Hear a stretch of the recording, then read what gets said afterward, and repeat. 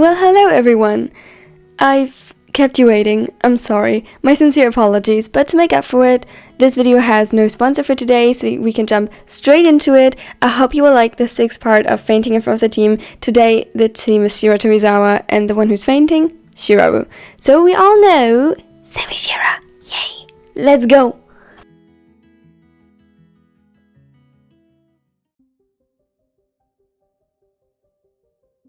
Shirabu sighed, his fingers twitching to clench into fists when another onset of messages made his phone vibrate. He could already guess who it was, and although he knew it was probably not a good idea, he ignored it. Realistically, what would Oiko be able to do about it? Oh, you sure are popular, Shirabu. What, ignoring someone on purpose? Someone who has a crush on you, perhaps? They seem quite enthusiastic about it. At Tendu's teasing, his ears turned red, and his face scrunched up in disgust. Shut up, I just didn't notice. He spat the lie, knowing full well that none of them believed him. He was a terrible liar, making the prospect of the challenge all the more terrifying. With burning cheeks, he unlocked his phone, surprise flashing over his face when he saw it actually wasn't Oikawa nagging him to go through with the prank. Hey, how are you? Oikawa gave you the same challenge, right? We have a practice match together today, so we could do it together. Just an idea, though. What the F was this? Who texts like that? Shirabu was horrified as he looked at the dozens of messages, and even worse, the 3 dots popping up in the lower corner of the screen indicating that the other was typing more. He quickly drafted up a reply to stop him. Yeah, fine. We can think of something together. Meet me before the match starts at the back door to the gym. Great. Wait. How am I supposed to sneak away from my group? I don't know. Think of something. He closed the chat and stuffed his phone in the very back of his backpack, if just so that it wouldn't remind him anymore of what lay ahead. Tendu looked at him with suspicion written all over his face, but didn't tease him further, which somehow didn't put the younger at ease at all. If anything, his heart jumped slightly in his chest, just at the thought what he must be thinking right now. He could, however, not bring himself to deny that he was curious, not that he would admit that out loud. Just when Tendu mentioned that someone might be crushing on Shirabu, Semi had almost choked on his water, and a tiny part of him he failed to silence ever since he realized his own interest in the setter, hoped it could have been because he was interested in Shirabu. Ultimately, today couldn't and wouldn't prove anything, but it would be nice to see if Semi at least cared enough to worry if he got injured. I'll go get some fresh air before the match. Careful, coach will be mad if you'll be late. Yes, I know. I'll be back on time. I just feel a bit lightheaded and want to make sure I can play well when the match starts. No harm in adding the groundwork early. Maybe it could make up for his bad acting later. Are you not feeling well? There is no shame in sitting this one out and resting. As an athlete... No, it's alright. A bit of fresh air will do. Thank you, Captain. Aw, Toshi, always so considerate. Their voices slowly vanished in the distance as he walked outside to the point where he told Kogane to meet him. He didn't fail to notice Semi's observing gaze of him, though, until he was out of sight, and for a moment he really just leaned against the gym wall to calm his wildly beating heart.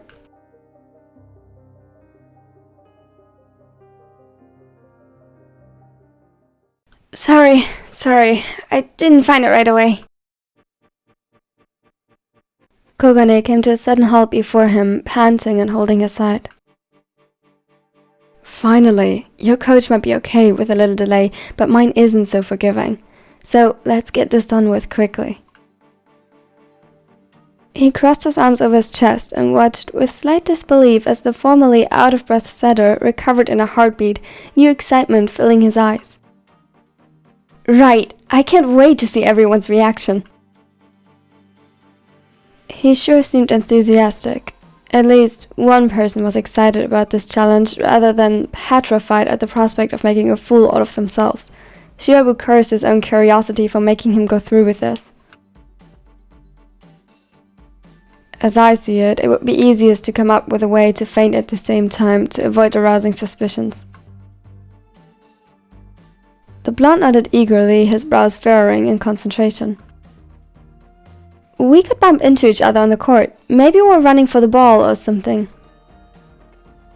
Shirabu raised an eyebrow, unimpressed. The skepticism was written all over his face. That won't work. During the game, our paths never cross regardless, and at any point during the warm-ups or after it would just look silly. I doubt that we could orchestrate a crash that realistically could leave both of us unconscious. Huh? But that's what the others did. Not really. It was all either in the heat of the moment, the team was distracted, or it was real, in Akashi's case. If we don't want to make a fool out of ourselves, we need to create a situation that is realistic enough or distracts them enough to overlook the obvious flaws in our plan. I'm not a particularly good actor, so crashing while they are already looking at us wouldn't end well. Kogane's frown deepened as he followed his train of thought, and tried to think of something else. Shirabu was right, but he never thought a simple challenge like this required so much planning. Then, what is your idea? Honestly, I don't think we can pull it off during warm-ups or the game at all, but... Huh? You're not quitting, are you? Shirabu's face twisted into a scowl. No, I'm not. Just let me finish. After training, it is arranged for our teams to eat at the cafeteria together, given the time this takes place. The building has a flight of stairs we'll have to take. So if we make sure to walk a bit behind the group, we can pretend to accidentally slip and fall. The stairs should be enough of a distraction and offer somewhat of an explanation as to why we'll be unconscious. That's genius! Ha! I can't wait. He excitedly threw his hands into the air and Shirabu retreated further against the wall. What in hell did this guy eat for breakfast to be this excitable? Shirabu made sure to add stumbles here and there to his game, a little bit of wavering and small gestures that fit the story he started playing since this morning. It earned him disapproving glances of his coach to the point he even switched him out in the second set. It was just a training match, but it still bugged him. When Semi reached out to touch his hand and take his place on the court, he shot a sharp glance of irritation at the younger's direction. He acknowledged the trembling of his fingers with a frown, making a mental note to check on him later. Shirabu was just glad to be able to sit down for a bit before he'd have to go through with the plan. His eyes automatically found Semi on the court. His movements were fluid and precise, yet there was a heat behind his action, an aggressive passion the smaller failed to imitate.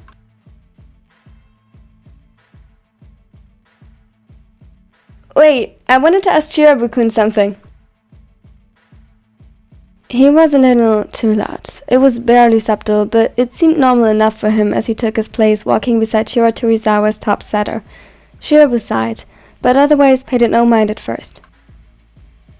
Kogane made no effort to appear ill during or before the game, so he guessed the story would just have to be that he started feeling faint and in an attempt to hold on to something pulled Kogane down with him. Are we doing the challenge now? Quiet! They could still hear you. Right. They walked silently for a moment, which was probably even more suspicious considering Kogane claimed he wanted to ask him something. We have to wait to get to the stairs, remember? Kogane nodded and followed his example as the teams were led through the school grounds to a larger building toward the middle. Upon entering, they quickly turned to the side and started walking up said flight of stairs.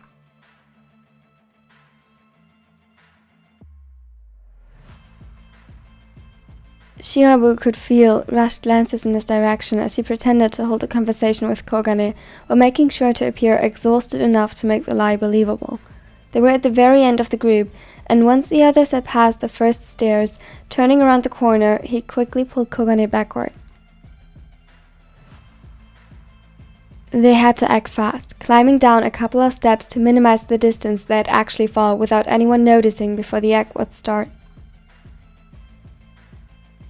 He gave Koganegawa a short nod as a signal and shifted his weight to lean against the taller. The blonde played along perfectly as he let out a shocked yelp, alerting the others before falling himself. Most hadn't seen the actual fall as was intended, but the imagery of them laying at the foot of the stairs was enough to cause a reaction. A wild mix of voices, some shouting, some asking quietly in confusion, filled the air. Shirabu forced his muscles to stay relaxed as they were getting closer, and then... "Shirabu!"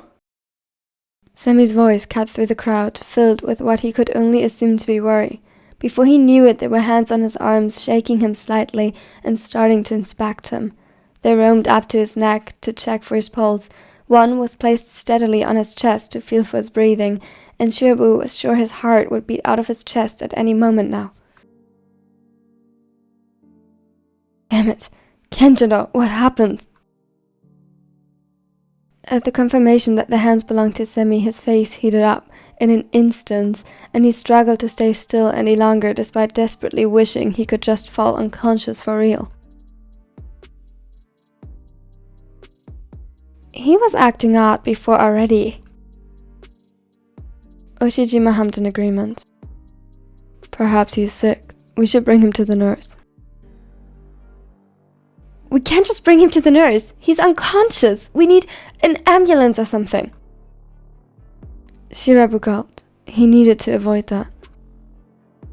Now, Semi. Not so quickly. We'll call one if he doesn't wake up within the next minutes. Maybe he was just exhausted. But should I instruct you on how to put him in the recovery position? Whoa, what's going on here? And where have you been? In the cafeteria, where we are supposed to be. I wanted to see what took you so long. Shirabu fainted. What? The noises seemed to increase in intensity around him, and Shirabu frowned in discomfort. He leaned closer into the comforting warmth holding him and just hid against it. Shirabu? He groaned, trying not to die of embarrassment, and pretended to slowly wake up. Are you... He noticed the tension in his body, and suddenly his face turned determined. I'll bring Shirabu to the nurse. Before he knew it, he was lifted into the taller's arms and carried away. His cheeks were burning so brightly with a furious blush by now that he'd be able to replace a traffic light, and the last thing he heard before being out of reach was Tendu's laugh filling the hall. He'd definitely die of embarrassment.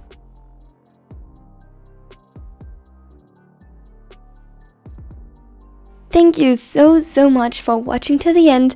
Now obviously this was not the last part.